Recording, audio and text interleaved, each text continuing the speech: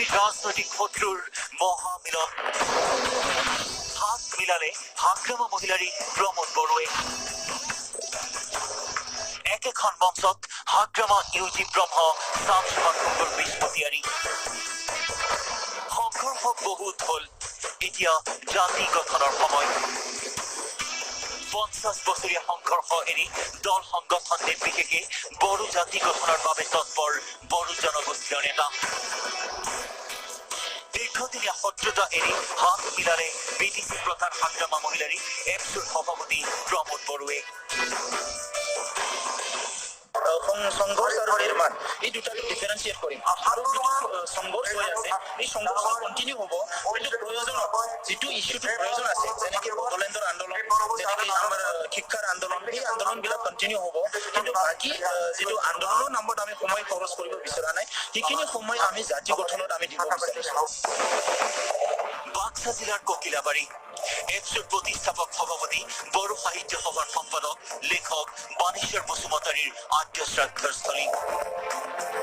বড়ো জাতি গঠনত আগভাগ লোৱা প্ৰয়াত বাণেশ্বৰ বসুমতাৰীৰ আদ্য শ্ৰাদ্ধস্থলীতে হাত মিলালে বিটিএডিৰ দুই অহিনকুল সম্পৰ্কৰ নেতাই একেডাল ফিতাত ধৰি আবক্ষ মন্দিৰ দ্বাৰ উদ্বোধন কৰিলে হাগ্ৰামা মহিলাৰী প্ৰমোদ বড়োৱে কেৱল এয়াই নহয় ককিলাবাৰীৰ এই অনুষ্ঠানত একেখন মঞ্চতে উপবিষ্ট হল বড়োলেণ্ডৰ দুই ৰাজনৈতিক শত্ৰু হাগ্ৰামা মহিলাৰী উৰ্খাও গৌৰা ব্ৰহ্ম সংগ দিলেহি বিপিএফৰ পৰা বিদ্ৰোহ আচৰণেৰে আঁতৰি যোৱা চাংচুমা খুংগুৰ বিষ্ণুতিয়াৰীয়েও হঠাতে যেন সলনি হৈছে বড়োলেণ্ডৰ ৰাজনীতি অযথা সংঘৰ্ষ এৰি জাতি গঠনৰ প্ৰতি তৎপৰ হৈ পৰিছে বড়ো ছাত্ৰ সংগঠন এপসু এই 50 বছৰৰ যিটো সংঘৰ প্ৰজাতিৰ বিটিচিৰ নামত এপসুৰ নামত এনডিবিৰ নামত বিএছটিৰ নামত যিবিলাক সংগ্ৰামবিলাক হৈ আছে এই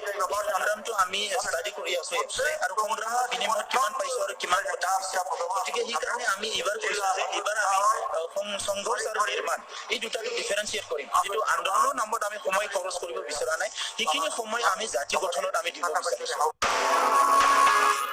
হয় আন্দোলনৰ নামত আৰু সময় ব্যয় নকৰে বড়ো জাতিয়ে আন্দোলন হ'ব কেৱল জাতি গঠনৰ বাবে তাকেই যে প্ৰমাণ কৰিলে মঙলবাৰে ককিলাবাৰীৰ এই অনুষ্ঠানে মুছলপুৰৰ পৰা Manohar Rajbongshi news 18 Assam north east